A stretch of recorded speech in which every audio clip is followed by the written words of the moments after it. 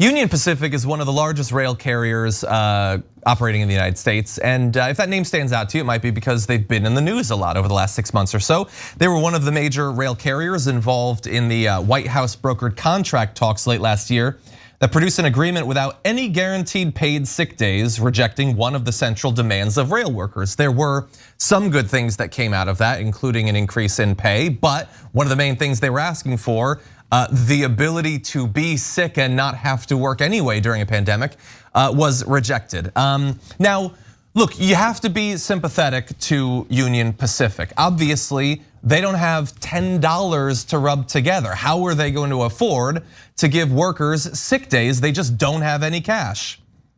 Except, of course, they reported $7 billion in net income for 2022 as a whole, which already doesn't sound great from a corporation that was crying poverty all last year, so they wouldn't have to give their essential workers their due. But it's actually even worse than that.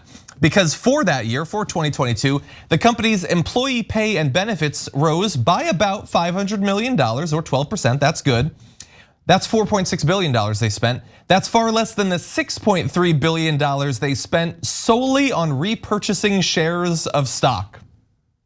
So it turns out there was some excess money. Money that is so excess, you can just use it to consolidate control over the corporation, a way of boosting your stock price. It doesn't have anything to do with the actual operational capacity of the railroad, let alone the well-being or morale of your workers. And when this news comes out, they know the workers are going to see it.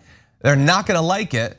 Well, no, the newly elected president of the Brotherhood of Locomotive Engineers, Ed Hall, said, instead of buying back their own stock, UP should be investing in their employees by offering paid sick leave, reasonable schedules, and a better quality of life for railroaders. This is the only way the railroad will be able to solve their recruitment and retention problems and keep the trains running. So that's Union Pacific. Two other major freight railroads, CSX and Norfolk Southern, are due to report results Wednesday. And I don't know about you, but I can't wait to find out. Did they get to buy some stock back too? Stay tuned. I mean, I don't know, I'm on pins and needles. They sounded like they were barely sustainable because I mean, they can't even offer one sick day to their workers, so they're probably just about to go out of business. They're about to derail, so to speak. Yeah, and I mean, at best, they're gonna be break even, right? That is weird that that other company made $7 billion in profit. That seems like they might have a lot of money and that they're just choosing to screw over their workers to make just another dollar. Okay, yeah. Now what happens with stock buybacks?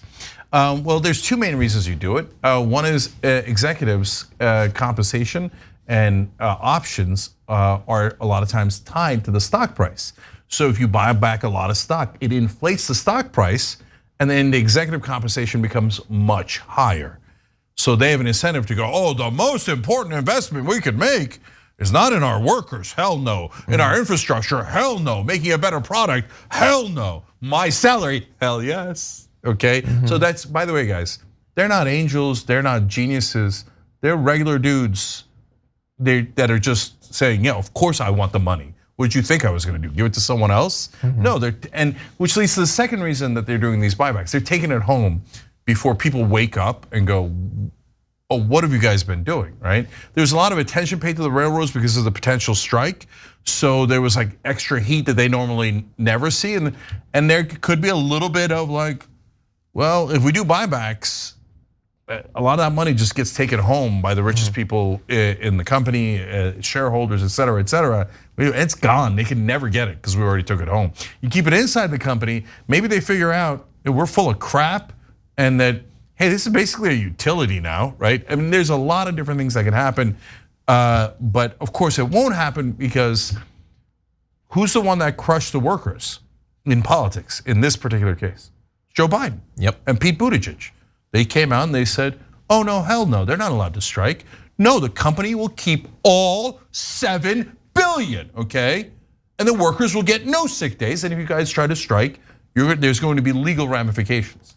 Republicans didn't do that. I mean, they would have, and they totally agreed to it. Oh yeah, no, they would have crushed it even more. Right, but Biden did. Biden did do it. He doesn't care about the workers at all.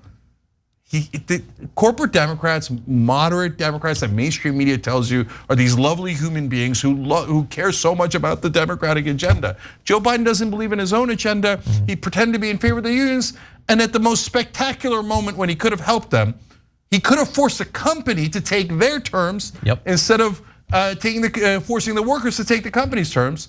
And as always, moderate Democrats are not at all moderate. They're massively conservative on economic issues, and mainstream media works with them to trick all of you into compliance so that you never fight back against these guys. Yeah, that's why I personally think that moderate centrists should be banned as terms. They're corporate Democrats. The locus of their politics is the interests of corporations. That's what it is.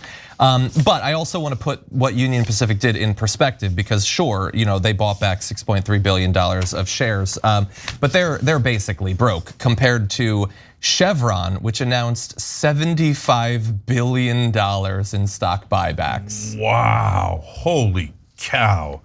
And okay, last two things on this. One company. Okay, guys, they were talking about a windfall profit tax because they used the excuse of inflation to increase prices massively and take home all the money. By the way, these are all natural resources that they are extracting from our land, American land, Saudi land, Venezuelan land. And so well, not the Venezuelans, and that's why we're trying to do a coup in Venezuela. But they extract the resources from us, the citizens of all of these countries that own it. Then they make a $75 billion profit at the time when we were most hurt during inflation. They take advantage of that. They buy off all these corrupt politicians, the entirety of the Republican Party, and a huge chunk of the Democratic Party, people like Joe Manchin, and to look the other way. And then the minute they have the loot, they're like, do a stock buyback, okay? They're taking it home before we realize we're getting robbed. These are the companies that are causing climate change in the first place. And look at how spectacularly wealthy it's making them. It's injustice on top of injustice. 100%. And the biggest villain here clearly is Bernie Sanders, who spent last year talking about the fossil fuel industry's price gouging. Yeah, but look, he did talk about it, and his friend Joe Biden didn't do a goddamn thing about it. Hey, hold on, sir. A spokesman for the White House responded to this news saying, for a company that claimed not too long ago that it was working hard to increase oil production, handing out $75 billion to executives and wealthy shareholders sure is an odd way to show it. We continue to call on oil companies to use their record profits to increase supply and reduce costs for the American people. Whoa, that's John. A strongly worded letter right there. I didn't know they were calling on them to do that. Why didn't you lead with that? I demand that you voluntarily give up billions. How would that work? What would they do? Just be like, hey, you know what? That was a strongly worded letter, and they have called upon us. So you know what? Here's 7 of the $7.5 billion. There's not even a mechanism to do that. No. What that is a statement that spits in the face of the American people and goes, we think you're dumb, you're never gonna figure it out, that we're actually on their team. And the good news for the Biden administration is we have the entire mainstream media in our back pocket. By the way, including right-wing media. Right-wing media never calls them out for this because they love this. This is the kind of corruption that right-wing media feasts on. Well, so and they were all attacking the things that they attack Biden on, they never attack him on what's real. No, the right wing literally spent all year going from gasoline's way too expensive, people are paying way too much. Hey, stop talking about price gouging. It's definitely not that, it's something else. I have no idea what. And we won't do literally anything to drive down the cost of gasoline, but it's definitely not price gouging. That's what it is. The media is the corruption. They're the ones that are paid to make sure you don't see the $75 billion that they just took home. The media is the getaway driver. Yeah. Thanks for watching the Young Turks. Really appreciate it. Another way to show support is through YouTube memberships. You'll get to interact with us more. There's live chat emojis, badges.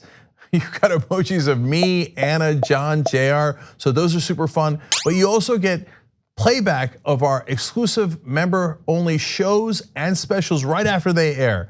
So all of that, all you gotta do is click that join button right underneath the video. Thank you.